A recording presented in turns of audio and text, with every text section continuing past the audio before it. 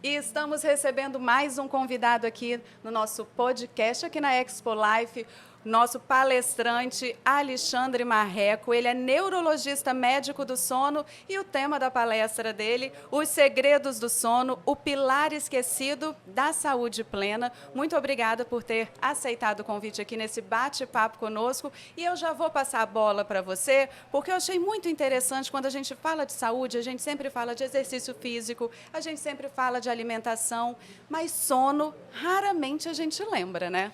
Exatamente isso. O nosso objetivo aqui é falar sobre isso mesmo.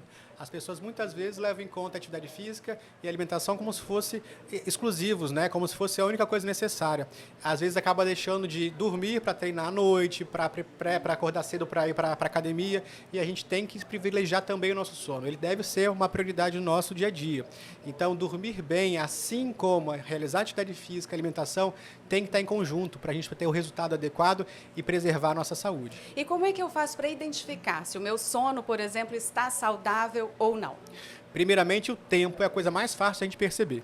A pessoa que dorme em média 8 horas de sono, podendo variar entre 7 a 9 horas, quando a gente fala de adulto, a gente sabe que está tendo um tempo adequado. Além disso, a qualidade do sono. Por mais que eu durma durante a noite, eu tenho que acordar descansado. Então, o sono deve ser reparador. Mesmo que eu tenha dormido 8, 9, 10 horas, mas se não estou descansando, o sono é ruim, significa que a gente precisa investigar para melhorar a qualidade desse sono.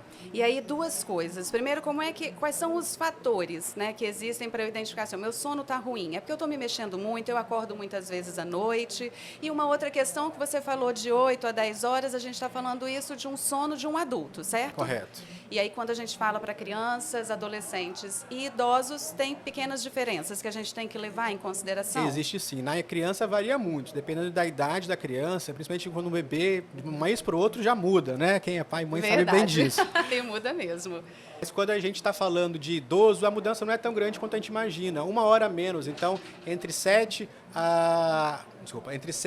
a 8 horas de sono seria o tempo em média do idoso dormir. E aí, Alexandre, eu vou te interromper, que você tocou num outro assunto que eu também achei interessante. A gente conversando, eu imaginei que para idosos o tempo de sono seria maior, porque normalmente a gente percebe isso neles, né? Um sono um pouco maior. E aí você falou, na verdade, que é em média 1 hora menos que um adulto. É isso Achei mesmo. curioso. O que acontece geralmente com o idoso, ele tem comorbidades, tem dores e medicações também que podem atrapalhar o sono.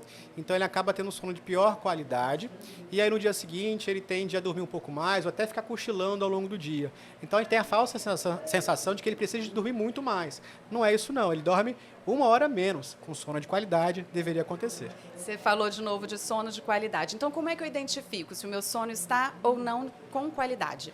Pronto. Primeira coisa é acordar descansado. Eu tenho que ter um sono bom, um sono reparador e manter essa energia à disposição ao longo do dia. Se depois do almoço já percebe que começa a querer cochilar, tenho dificuldade para assumir compromisso nesse horário, minha atenção está ficando reduzida, é sinal de que a qualidade do sono não está tão boa assim. Outra questão muito comum é o ronco, fácil a gente perceber também.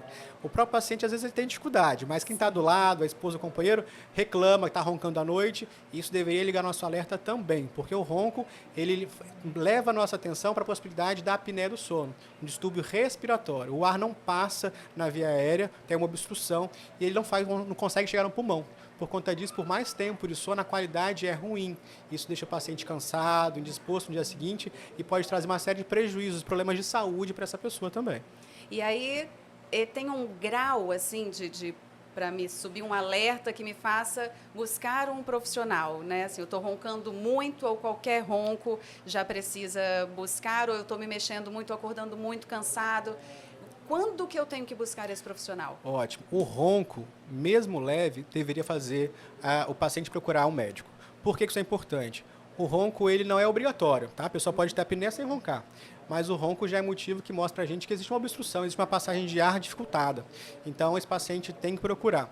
Quanto mais alto o ronco, a chance de apneia e gravidade dessa apneia também aumenta. Existem escalas, né, variações aí na intensidade da apneia também. A apneia leve, moderada ou acentuada vai trazer repercussões diferentes para o indivíduo. E o tratamento também tem que ser individualizado.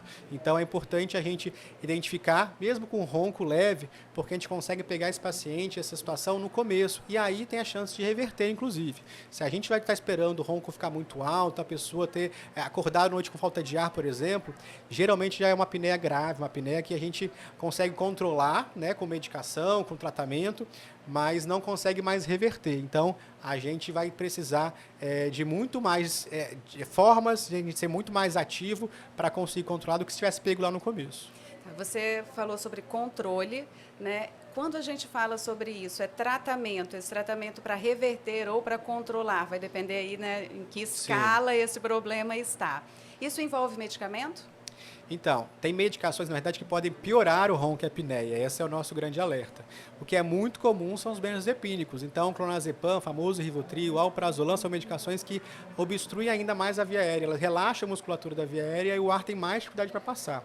Alguns pacientes, muitas vezes, a gente tira a medicação, felizmente, que não faço. São pacientes que têm muitos anos tentando tirar. Com orientação profissional, a gente consegue fazer isso. E o paciente descobre depois que o ronco dele, a apneia dele, é muito menor do que ele até então relatava. Então, a gente consegue fazer isso sim. Para tratamento, para poder controlar isso, a gente tem várias opções, desde fonoterapia, exercício para fortalecer a musculatura da via aérea, existem aparelho chamado aparelho intraoral, que é feito pelo dentista, que consegue fazer a protrusão da mandíbula, então ajuda a aumentar a passagem de ar também do indivíduo, e também existe o CPAP, um dispositivo para ele utilizar durante a noite, que joga um sopro, uma pressão na via aérea, para vencer essa resistência e garantir o artigo no pulmão. Então, opções temos várias.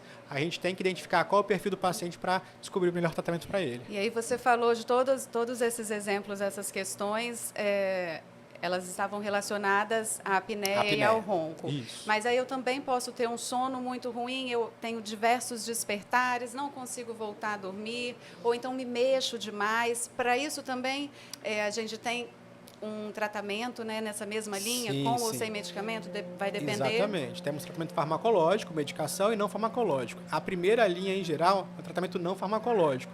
A gente lança a mão da medicação quando necessário. E isso é importante desmistificar. As pessoas, muitas vezes, têm preconceito de usar uma medicação porque elas associam aquelas medicações antigas que fazem mal, né? E acabam deixando de usar uma medicação por medo de vício, de dependência. Temos várias medicações seguras que preservam a qualidade do sono e não viciam, para ajudar a pessoa a dormir mais tempo e com melhor qualidade também. Orientação, então, se tem alguma coisa que está incomodando, buscar um especialista, Procure certo? o médico do sono, é isso mesmo. Perfeito. Senhor doutor Alexandre Marreco, neurologista médico do sono. Vou repetir aqui o tema da sua palestra, achei interessantíssimo, os segredos do sono, o pilar esquecido da saúde plena. Eu vou aqui me adiantando, agradecendo a sua presença e a sua disponibilidade em estar aqui conosco conversando. E eu queria também pedir para que o senhor deixe aí as suas redes sociais, para que quem está assistindo a gente, com certeza ficou tão curioso quanto eu com esse tema, possa entrar em contato com o senhor. Que bom, fico feliz pelo convite, agradeço. E nossas redes sociais estão abertas para receber perguntas, a gente poder orientar as pessoas no Instagram, @Dr. Alexandre Marreco. Está lá para quem quiser entender um pouco mais sobre medicina do sono, ter dicas para dormir melhor durante a noite e se identificar que precisa. Também estamos lá com o nosso contato para poder fazer a consulta e a avaliação de cada um. Ótimo, muito obrigada mais uma vez. E você continua aqui com a gente, tem muito mais conteúdo vindo por aí.